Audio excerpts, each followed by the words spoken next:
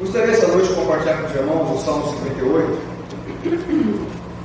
E eu vou começar contando uma pequena história.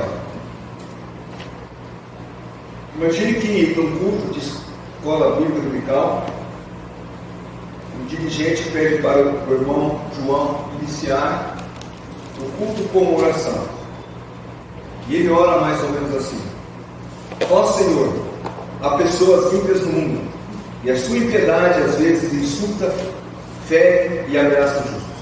Ó Deus, quebre-lhes os dentes da boca, arranque-lhes as presas de leão. Ó Senhor, destrua-os em ira, destrua-os para que não existam mais, que seus olhos fiquem escurecidos, para que não possam ver, e faça com que seus lombos tremam continuamente, que sejam apagados do livro dos vivos, e que não possam ser registrados com os justos, que brasas vivas caiam sobre eles, que sejam atirados no fogo, em covas profundas das quais não possam sair. Poucos foram aqueles que disseram amém no final desta oração, mas no final do culto, as rodinhas se fizeram, se formaram e começaram a conversar a respeito da oração do irmão João. Muitos estavam indignados, afirmando que esse tipo de oração espanta os incrédulos. Outros disseram que jamais Deus aprovaria esse tipo de oração, pois Deus é amor. Mas o que poucos perceberam é que o irmão João apenas usou trechos de alguns salmos. Essa noite eu gostaria de compartilhar com os irmãos a respeito do que é chamado na Bíblia de oração imprecatória. Outros salmos falam disso, que até arrepia o cabelo do Alexandre de Moraes, porque ele é careca, tá? Arrepia até cabelo de careca. É o Salmo 137. O finalzinho dele diz assim, versículo 8: Filha da Babilônia, que has de ser destruída, feliz aquele que te der o pago do mal que nos fizeste. Agora o versículo 9: Feliz aquele que pegar teus filhos e esmagá-los contra a pedra. Você já perguntou esses dias para mim se era errado orar para que, se uma pessoa não for salva, seja diminui o seu tempo de vida, né? A senha dele chegue mais rápido. E eu lembrei de uma vez, uma irmã nossa, lá de São Paulo, uma Sirene, eles moravam no Sobrado, do outro lado da noite tinha um bar que ficava até alta hora da noite, para entrar na madrugada, com música, jogos, gritaria, eles não conseguiam dormir. E ela orou a Deus para que Deus pudesse resolver o problema. No dia seguinte o bar não abriu. No segundo dia, o bar fechado. No terceiro dia, portas fechadas. E ela descobriu que o dono do bar havia morrido. Ela ficou com um remorso. Aí eu olhei e falei assim: mas você não pediu a morte, só que Deus não arrumasse nessa situação. Pudesse colocar ali um basta naquilo. Esse tipo de salmos na Bíblia, como eu falei, os salmos imprecatórios, são baseados na justiça de Deus. O tema dos salmos imprecatórios é que a justiça de Deus seja feita e os justos inocentes vindicados.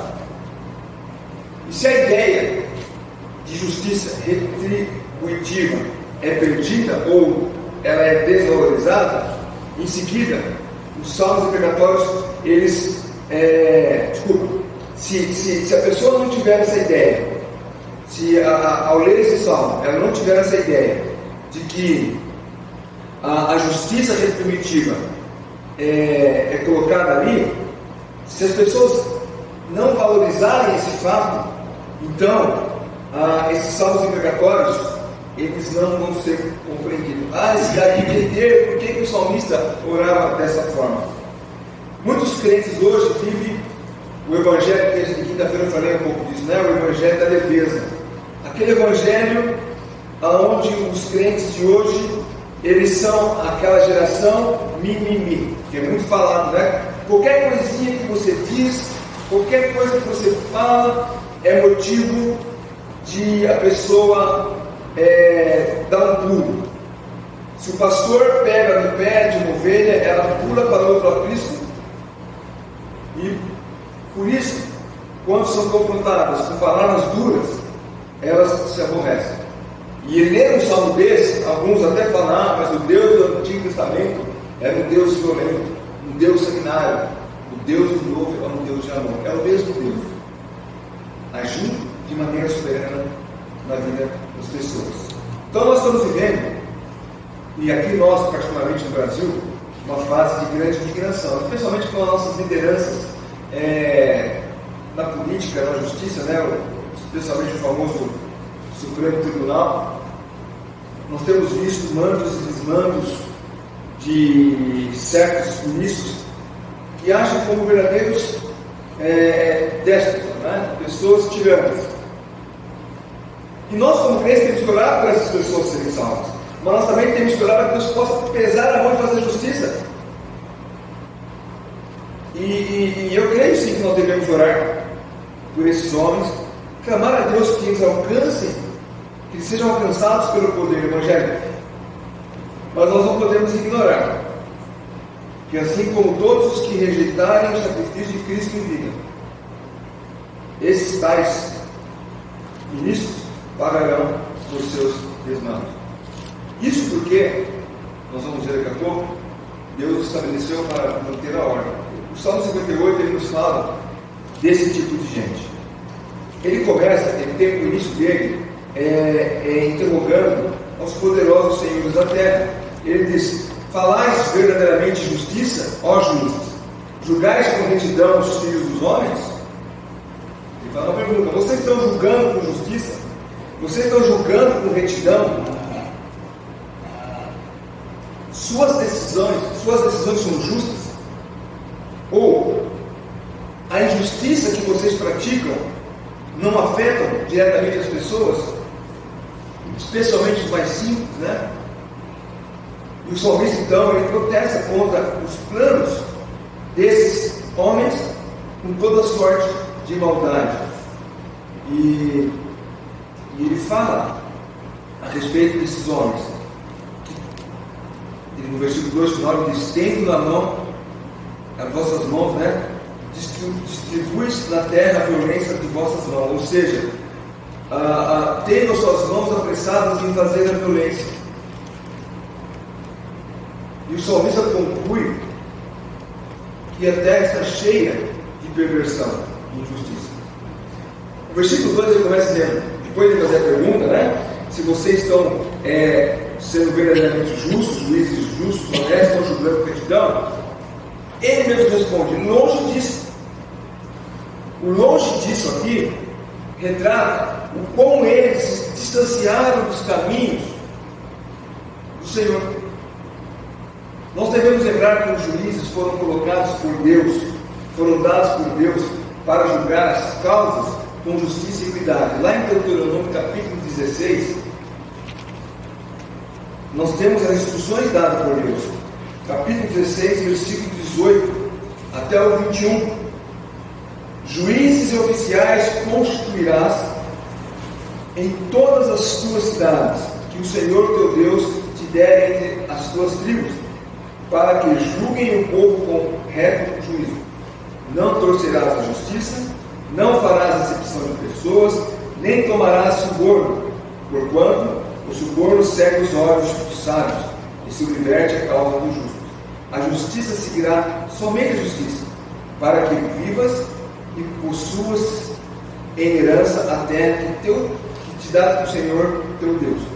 Não estabelecerás poste ídolo, plantando qualquer árvore junto ao altar do Senhor teu Deus, que fizeres para ti. Nem levantarás coluna, a qual o Senhor teu Deus odeia. Então, Deus estabeleceu juízes para julgar com justiça, tanto o rico como o pobre, tanto o homem mais instruído como o homem mais simples. E esses juízes, ao longo dos anos, ao longo do tempo, foram esquecendo dessa verdade.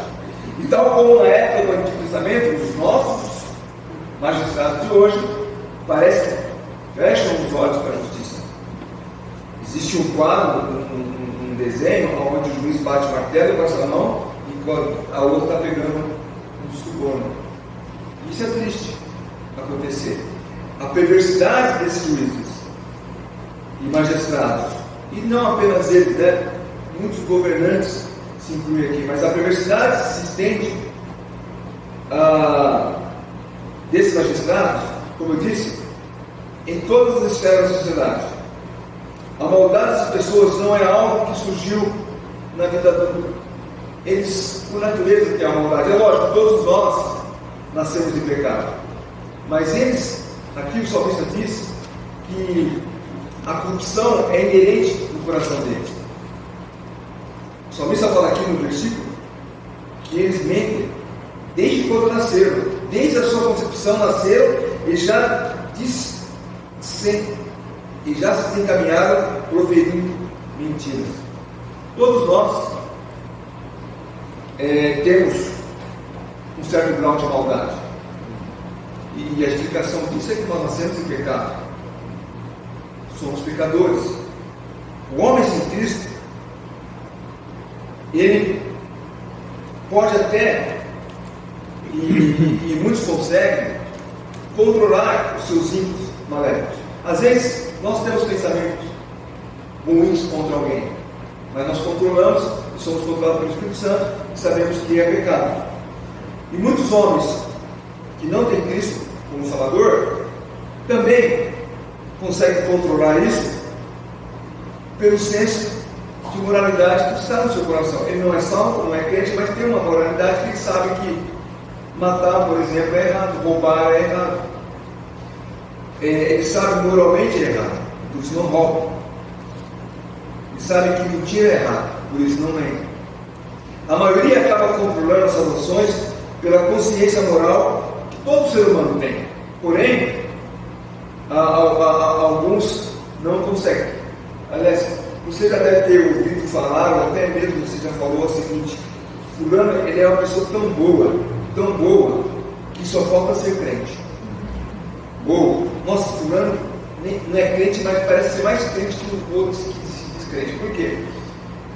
Porque ele tem um senso de moral onde ele sabe o que é certo, o que é errado, e ele pratica aquilo que é certo e evita praticar o que é errado. Essas pessoas são pessoas que têm esse senso de moralidade, mas ainda se mantêm espiritualmente mortos em seus delitos e pecados.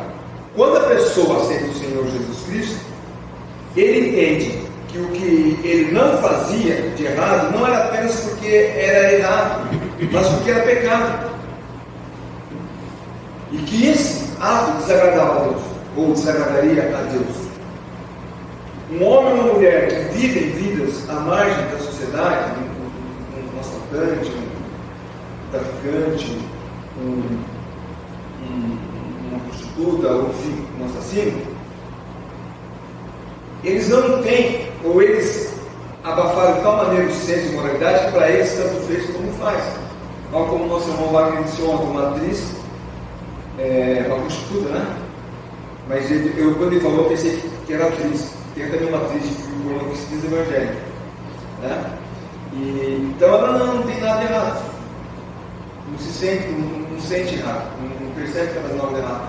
Mas quando uma pessoa pratica essas coisas, não sente o peso do pecado, é porque o senso de moralidade ela deixou completamente de lado. Mas quando ele aceita Cristo como Salvador, mesmo esses terríveis homens, essas terríveis mulheres que praticavam pecados terríveis, esses, ao render-se a Cristo, tornam-se uma nova criatura. Receberam o perdão do pecado e perceberam o quão pecadores eram ao praticar tais atos. Então, tanto aquele que é tão bom, só falta para ser crente, só falta aceitar Jesus, né? Como aquele que é tão terrível, precisa aceitar Jesus, tanto como o outro. Esse que ignora completamente o senso de moralidade e esse que respeita, tanto como o outro é perdido. Mas quando a gente recebe Cristo como Salvador, passam a ser uma nova criatura e passam a ter uma nova maneira de viver. Mas esses aqui do Salmo 58, o salmista diz, são deliberadamente pessoas cruéis, pessoas ruins, pessoas más. Eles usam uma linguagem torpe e mortal E aqui o salmista faz uma analogia com a serpente. O seu linguajar é semelhante ao veneno de serpente. Tem peçonha semelhante à peçonha de serpente. Sabe aquela pessoa que fala, nossa, o veneno saindo, né? Tanta maldade. São esses aqui.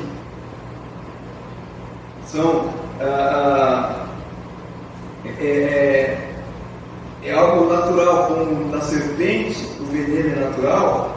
Nessas pessoas, deliberadamente ruins, o veneno que eles proferem também é algo natural.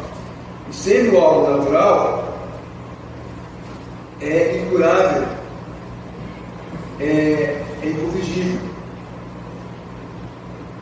E também os seus efeitos, não apenas o fato de terem palavras venenosas, mas os efeitos são perniciosos e levam muitas vezes uma pessoa à própria morte.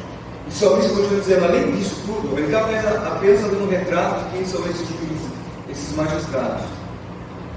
Mentem desde quando nasceram, já nasceram mentindo, né? Tem veneno na boca, e mais ainda são como víbora surda que tavam os ouvidos. Eu fui pesquisar a respeito de víboras surdas. E aqui, daquilo que eu pesquisei, é aquela serpente que não escuta a voz do encantador. Né? Ultimamente nós temos ouvido muita frase do encantador de serpente. Né? Essas serpentes, elas conseguem não ouvir. A serpente já tem uma dificuldade, né? A audição dela é muito ruim. Ela não escuta a presa dela, né? Aquilo que ela quer atacar, ela não vai pelo ouvido. A vibração do terreno, ela percebe e ela vai atrás. Mas aqui então diz o seguinte: é uma espécie de serpente que não deixa encantar com seus métodos, seja qual for o método,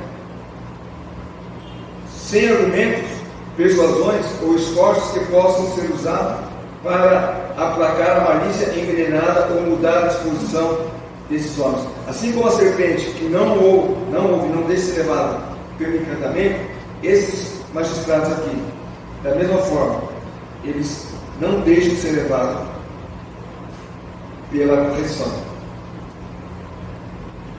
Eles são surdos a todos os conselhos que pudessem ser dados.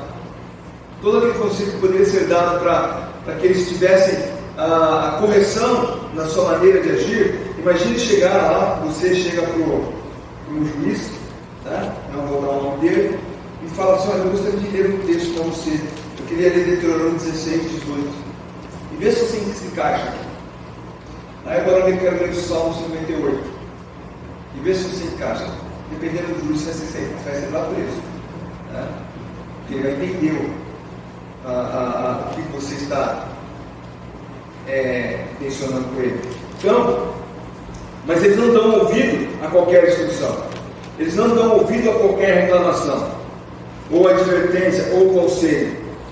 Por mais razoáveis e adequados que sejam esses conselhos, por mais excelentes e necessários que possam ser, eles não vão dar ouvidos, porque eles estão com os ouvidos tapados, para não ouvir a verdade. Então o salmista Davi começa a dizer aqui como é que esses homens são. E a partir do versículo seguinte, do versículo 6, o salmista, ele faz então essa oração pregatória.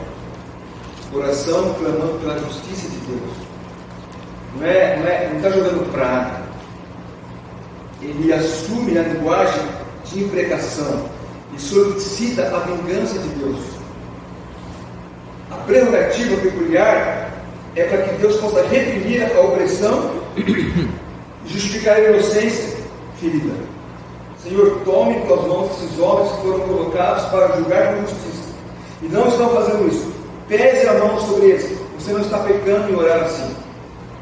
Senhor, eles foram designados para que possa ter paz e não está tendo paz. Pese a mão sobre tais pessoas.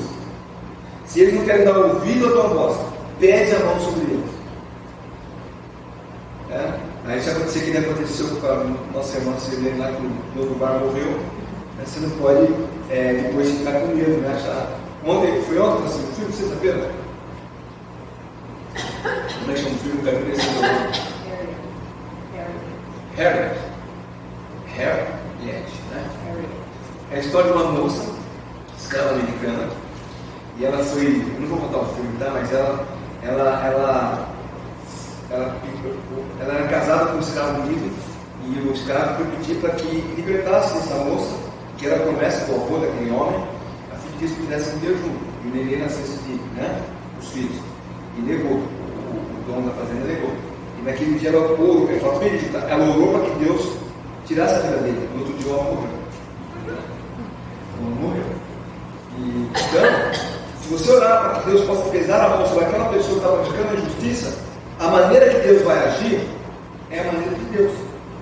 Você ora, Senhor, transforme a vida desses pecadores, faça com que eles sejam salvos, mude o coração deles, mas se eles não querem, pese a mão sobre a vida deles. Isso é uma oração precatória, né? Não está fazendo praga contra a pessoa. Então, o que nós temos que prestar atenção é justamente nessa maneira como nós fazemos.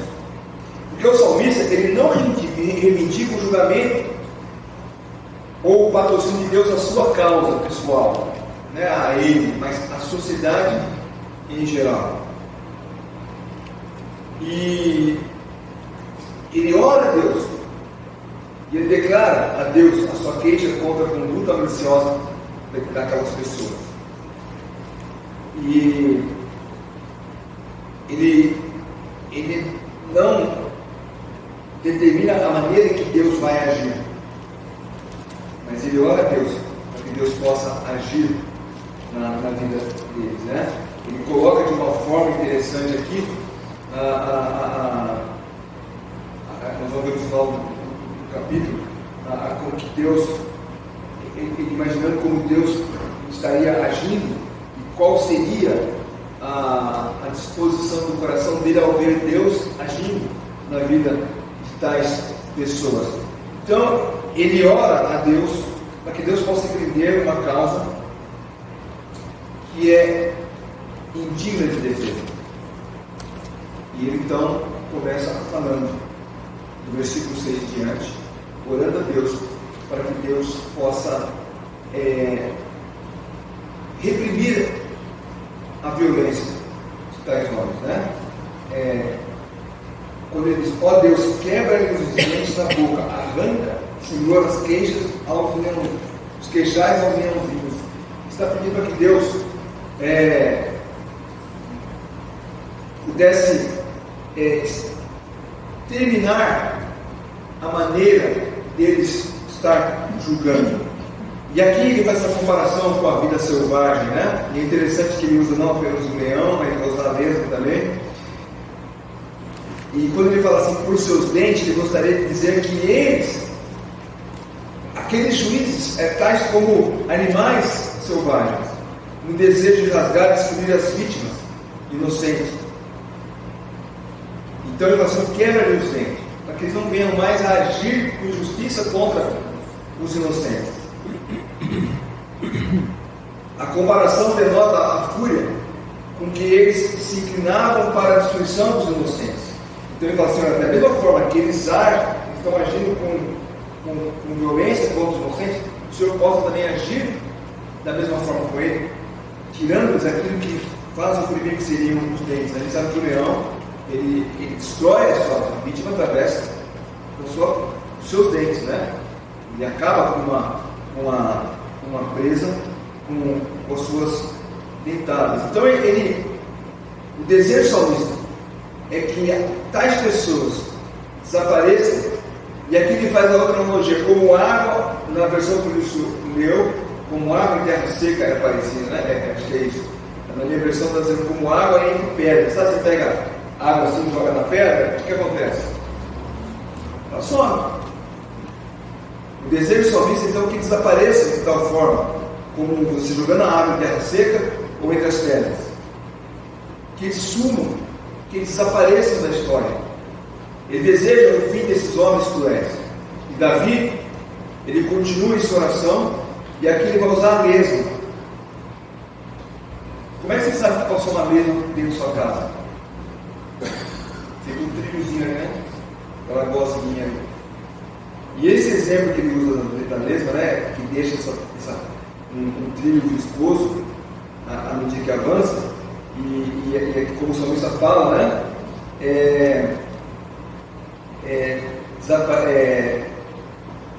Versículo 8: sejam como a lesma que passa diluindo-se, né?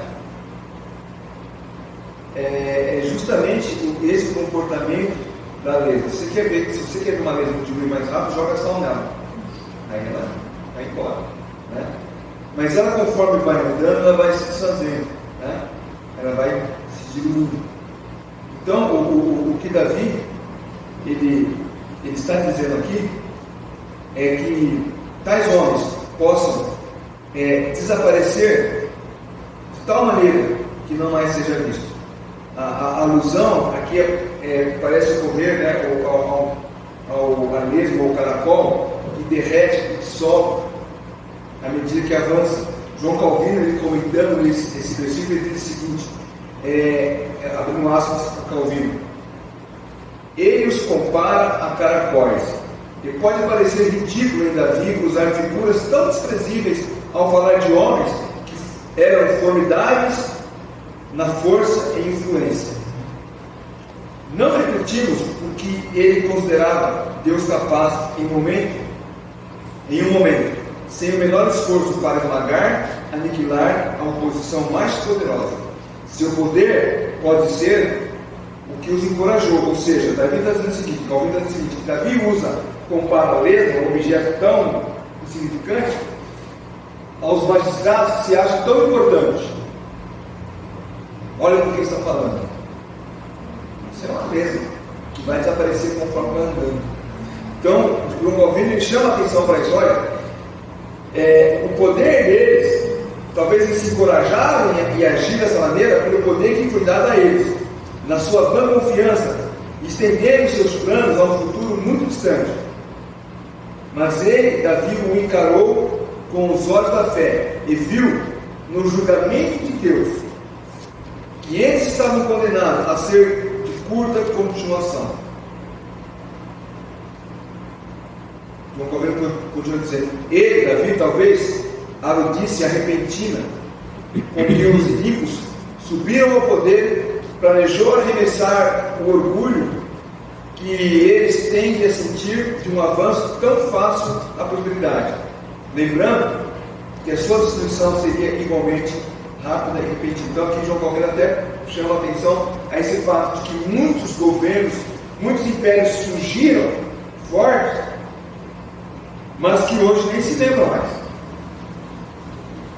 Alguns impérios a gente lembra, o Império Grego. Quem que a gente lembra do Império Grego? A única pessoa que a gente lembra quem é? Alexandre, né? Império Babilônico. Nabucodonosor. Fala de uma outra pessoa. Então, Império Romano. Nero. Júlio César. Então, quem estuda história aí, pode dar mais nome aí. Se perderam, sumiram, desapareceram. Então, João Calvino está dizendo: Davi usa uma lesma e compara esses poderosos a essa lesma, que desaparecerá. Mas as imprecações de Davi continuam. Os versos seguintes, ele pega as malfeitoras, e aí ele pesa a mão, nesse sentido, quando ele diz o seguinte: morram prematuramente como uma criança abortada, que nunca verá o sol. O versículo 8: seja como lesma que passa diluindo-se, como aborto de mulher, não vejam nunca o sol. Mas eles nasceram e viram o sol. Mas ele está fazendo a comparação, assim como uma criança que nasce morta, né? E logo se esquece. A gente esquece dela rapidamente. Por quê? Porque não nasceu. Então, Davi, ele está dizendo justamente que assim como uma criança que nunca verá o sol, tais malfeitores vão desaparecer da face da terra. E no versículo 9 ele pede que os ímpios sejam arrebatados ou lançados, e aqui na quinta-feira nós falamos em Eclesiastes 7,6, né? Ele usa essa mesma analogia: sejam arrebatados ou lançados como espinheiro ao fogo, né? Como espinheiro antes, vossas panelas sintam dela o calor, tanto os verdes como os que estão em brasa serão arrebatados. Por quê? Como nós vimos na quinta-feira, um espinho, em Eclesiastes está falando do riso espalhafatoso, né? Que é da pessoa imprudente, que tem um riso espalhafatoso que logo se dissipa por causa disso. E aqui ele está fazendo a analogia ao fato de que tais ímpios, eles não permanecerão eternamente. Por quê? Assim como os espinheiros, talvez Davi aqui estivesse lembrando quando ele estava lá fugindo de Saul, e numa das cavernas que ele entrou lá para se esconder, para se aquecer no frio, jogou alguns espinhos no fogo para esquentar uma panela, e esse espinho logo ele crepita, né? E logo some. E aqui ele ainda fala o seguinte: e veio um vento forte e os leva embora. Se você coloca uma tora, uma madeira pegando fogo, o vento bate e aquela madeira não vai embora, mas os espinheiros saem rolando. Então tais homens serão assim. Tais homens passarão assim como o espinheiro é lançado ao fogo, não consegue nem mesmo esquentar o fundo da panela, não consegue aquecer a pessoa que coloca aquele espinho para uma fogueira. O que Davi queria dizer com isso era que eles, né, serão destruídos com uma destruição repentina. Se acham soberanos, se acham poderosos, talvez alguns vão ter até 80, 90 anos de idade. Mas o que será deles na eternidade? O que acontecerá com esses homens quando vierem morrer, se não tiverem Cristo como Salvador? Eles vão poder chegar lá na perdição eterna, né, que chama de inferno, e mostrar sua carteirinha de juízo, magistrado. Talvez se mostrar o diabo, para você tem um lugar especial, aquela parte mais quente do caldeirão, fazendo essa analogia. Você foi muito bom para mim, viu? O Wagner explicou, né? O diabo minando a criança, minando a pessoa, continue aqui, está tudo bem com você. Porque eles se acham poderosos e acham que nada vai acontecer com eles. Mas eles serão destruídos. A partir do momento, serão destruídos repetidamente, a partir do momento em que o fogo da ira de Deus se acender sobre eles, será apenas um momento antes de ser totalmente consumido por Deus. Não vão acabar, né? O incrédulo sem Cristo virá eternamente sofrendo. Mas, comparando o sofrimento eterno com o tempo de vida que eles agiram aqui de maneira injusta, julgados durante 30, 40, 50 anos, o que é 30 anos, 50 anos, comparando com a eternidade? Não é nada. E assim, tão curto será o tempo que Davi compara com o calor do espinho seco sobre uma panela, que não ajuda muito, não. Davi continua dizendo: depois que ele ora a Deus, ele coloca diante de Deus, que Deus possa pesar a mão sobre esses juízes inimigos. Ele então vislumbra um coração alegre em ver Deus agindo, no versículo 10. Alegrar-se-á o justo quando vir a vingança, banhará os pés no sangue do ímpio. Então se dirá: na verdade, há recompensa para o justo. Há um Deus perfeito que julga na terra. Quando Deus tratar tais pessoas, então haverá alegria na casa do justo. Porque esse é o resultado da justiça de Deus. O coração do justo se alegra com a justiça de Deus. Embora o versículo pareça cruel, né?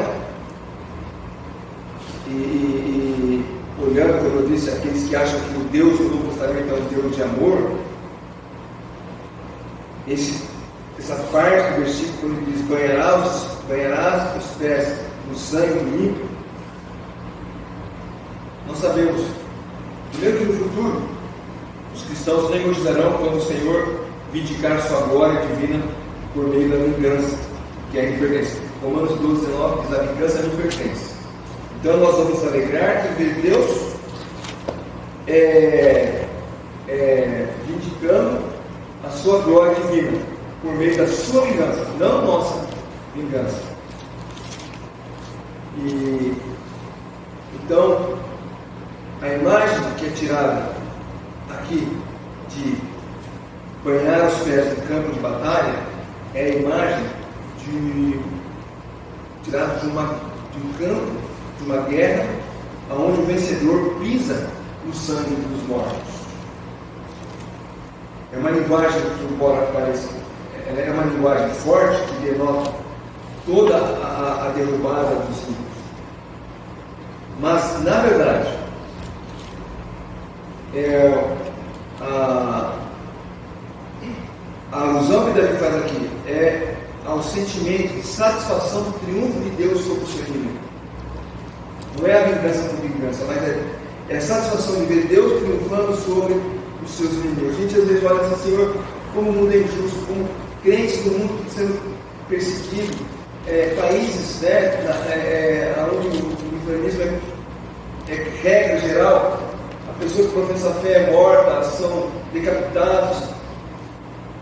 Quando nós vemos Deus agir contra esses, nós vamos nos alegrar, porque a justiça de Deus será estabelecida entre esses homens, né? A satisfação do triunfo de um vencedor caminhando no campo será vista por nós, né? Isso nos lembra lá de Apocalipse, capítulo 19, versículo 13 a 16. Por isso que eu falei, aqueles que dizem: mas o Deus do Novo Testamento é um Deus de amor. Olha o que acontecerá em Apocalipse 19, quando Cristo vencer a batalha, versículo 13 a 16. Está vestido com um manto tinto de sangue, e seu nome se chama o Verbo de Deus. E seguiam os exércitos que há no céu, montando cavalos brancos, com vestiduras de linho finíssimo, branco e puro. Sai da sua boca uma espada afiada, para com ela ferir as nações. E ele mesmo a regerá com cetro de ferro, e pessoalmente pisa o lagar do vinho do furor da ira do Deus Todo-Poderoso. Tem no seu manto, na sua coxa, o nome escrito: Rei dos Reis e Senhor do Senhor. Aqui diz que o nosso Senhor Jesus Cristo, ele estará vestido com um manto, e esse manto estará manchado com um tinto de sangue. Ele pisará nos seus inimigos. Embora isso pareça cruel, a gente tem que entender aquilo que a palavra de Deus quer dizer. E um expositor bíblico chamado Campbell Morgan, sobre esse evento, ele diz assim: as pessoas olham e falam: mas é um Deus de amor, como é que ele pode pisar no sangue dos inimigos? E aí ele chama atenção para algo que acontece nos nossos dias. Ele diz assim: ficar chocado com o que Deus fará aos seus inimigos, ele comenta, trata-se de sentimento doentio e fraqueza perversa, demonstrando simpatia pela crueldade do opressor do que com a ira de Deus. Ele quer dizer o seguinte: quando você fala, mas Deus é cruel com as suas vítimas, com os seus inimigos, você está se colocando no lado inimigo, achando, Deus poderia ser mais condescendente com eles. E Campbell diz o seguinte: você ter esse sentimento, simpatia pela crueldade do opressor, porque com a ira de Deus, é doentio. Pensar assim, né? Deus vai aniquilar esse mundo. Nossa, como isso é cruel. Você está demonstrando simpatia para a crueldade, não para com a ira santa de Deus. É o que acontece nos nossos dias. As pessoas Ele matou para roubar o celular, ele é vítima da sociedade. Então você nutre sentimento e compaixão com o que matou, porque o que morreu. Como os valores se inverteram. Esse será o fim dos ímpios. E o versículo 11, ele fecha com a oração. Na verdade, a recompensa para o justo.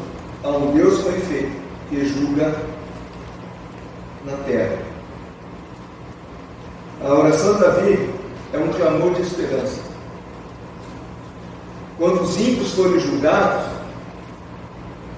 os homens perceberão que há recompensa para o justo. Os homens perceberão que há recompensa para aqueles que temem ao Senhor, para aqueles que obedecem a Deus. Como Davi diz aqui, com efeito, Deus julga os homens da terra. E há recompensa para aqueles que temem ao Senhor. E aqui é necessário esclarecer que não se trata de sentimento vingativo. Não é vingança por vingança. Por isso que eu falei no começo. Orar para que Deus vingue a minha situação. Não é a minha, é a causa geral.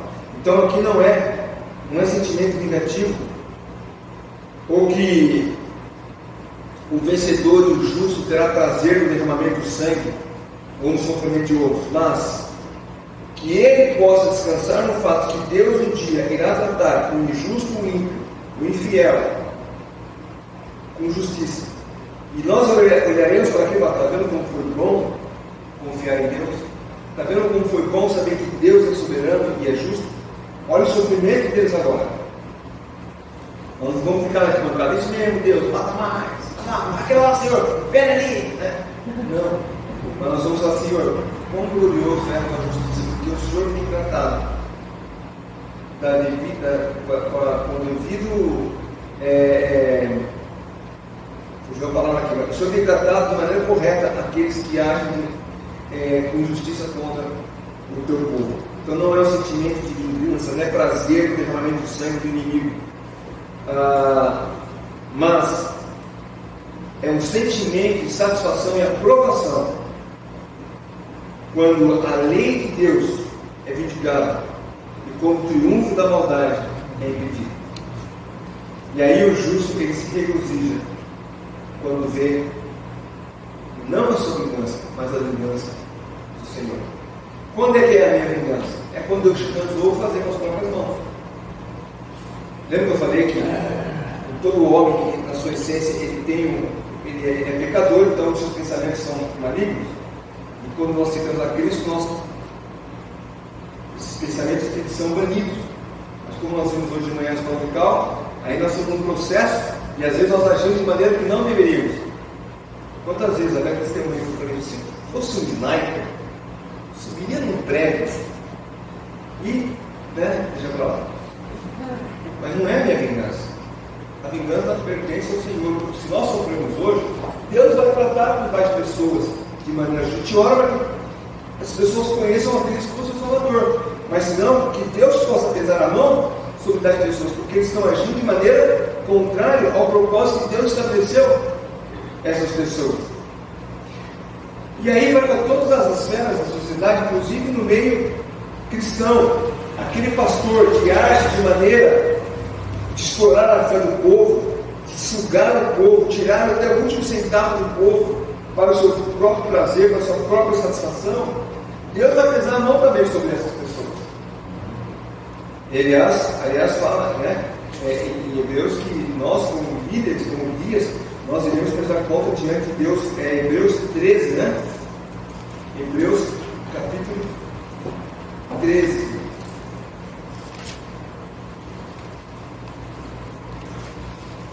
Versículo 7 fala: lembrar nossos guias, os quais nos pregaram a palavra de Deus. Acho que é o 12 que fala lá. Aí tem outro versículo logo abaixo que fala sobre o fato de que esses guias vão prestar conta de Deus, a Deus da vida dessas pessoas. Na outra Bíblia está marcado, nessa aqui não. 17. Obedecer com suas guias e ser submissos para com eles, pois velam por vossa alma, como quem deve prestar conta, para que façam isso com alegria e não gemendo, porque isso não aproveita a vós outros. Ou seja, aqueles pastores que agem de maneira também injusta contra o seu rebanho, eles vão prestar conta diante de Deus dos seus atos. Então não vale só para um ou outro. Todo aquele que usurpa a sua função e se acha acima do bem e do mal. O justo se alegrará com a justiça de Deus. Quando o justo vê o castigo infligido aos ímpios, ele aprovará isso. Porque quem está aplicando o castigo é o próprio Deus. Ele verá que está certo. Ele verá que não há injustiça da parte de Deus. Ele ficará feliz que a lei seja mantida e que a iniquidade não triunfe. Ele regozijará na segurança daqueles que fazem o que é certo e na libertação que Deus dará a seu povo. Eu sempre penso isso comigo. Aquelas pessoas que praticam maldade, crueldade nesse mundo, tentam talvez comprar sua consciência fazendo uma prática, uma benfeitoria, ajudando um ali, outro lá, mas que morreram sem Cristo, eles não vão chegar na presença de Deus e falar: Senhor, o Senhor tem sido injusto comigo. Eu penso que tais pessoas vão chegar na presença de Deus e vão falar: eu entendo, eu concordo, eu reconheço que o meu destino é o inferno. Ele não vai questionar, porque ele saberá que ele preferiu a maldade, a crueldade do que a santidade do Senhor Jesus Cristo. Então nós não devemos ficar desanimados pelo surgimento do mal. Pelo contrário, a Bíblia fala que no mundo, o mal surgirá e cada vez mais nos últimos tempos. Então nós não devemos ficar desanimados pelo surgimento do mal, da injustiça, da impiedade. Nós devemos descansar no fato que haverá um dia, e esse dia chegará, em que Deus fará a sua santa justiça prevalecer. Mas uma coisa precisa ser dita. Embora o quadro traça o destino de magistrados e reis injustos, como eu disse, isso vale para todo homem, toda mulher. Mesmo que sendo moralmente bom, se tal pessoa não confiar a vida na obra de Cristo, terá o mesmo destino. Antes de dizer assim, olhar para alguém que está sob autoridade, sua vez vai chegar, viu? Eu tenho que olhar para a minha vida e saber se realmente eu já confesso Cristo como Salvador. Olhar para a minha vida e perguntar para mim mesmo: será que eu já fui lavado pelo sangue de Cristo? Porque se a vez dele vai chegar, a minha sem Cristo também vai chegar. E ao invés de ficar